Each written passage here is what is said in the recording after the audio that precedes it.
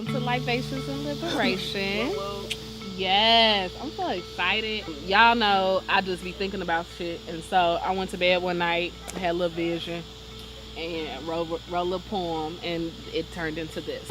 I really just want us to be able to freely talk because I feel like, we've had a lot of these conversations individually or here and there, but not collectively. I just wanted to create space and time for us to reflect, to share, all of that.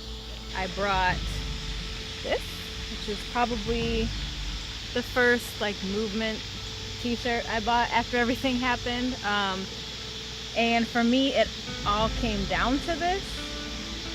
My reaction to everything that happened and watching other people's reaction as if we weren't talking about a person, talking about a piece of ourselves. And so for me, it all came back to like, it's about Mike Brown, but it's about all of us. To continue the fight for liberation means that you have some type of hope that things can change. And so the difficult thing is holding on to that, because at times you're just like, this is bullshit. And it's not going to change. Why am I continuing to do this? So the hardest thing is continuing to have that hope. The murder of Michael Brown. People would ask me when I would say where I was from.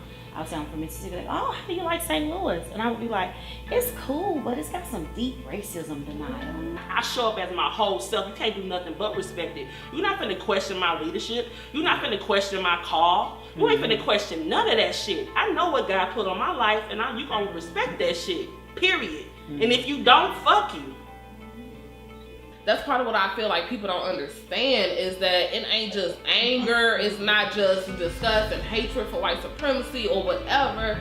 Like, this is really about how we fucking love our people, like, at the end of the day. So yeah, I'm with you. That whole like, so what does that look like? Because I know that you ain't shit, and then so everybody on the outside is like, oh, but we need to be unified. And we, like, but like you have no, wait, what? Like at a certain point to me, like unity is counterproductive if I know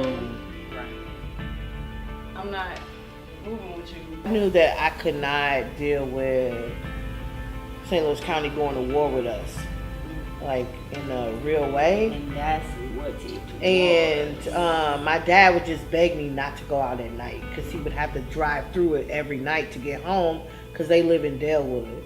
And so I just promised him, like, I'm not going to go out at night. I went out a few nights. Sorry, Dad.